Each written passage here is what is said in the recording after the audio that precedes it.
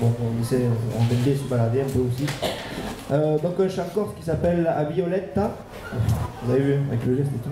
A Violetta. C'est le chant, c'est l'histoire d'un, comme d'habitude, beaucoup d'histoires d'amour. Un soldat qui veut amener sa belle avec lui à la guerre. Elle refuse un premier temps et puis il trouve les bons mots.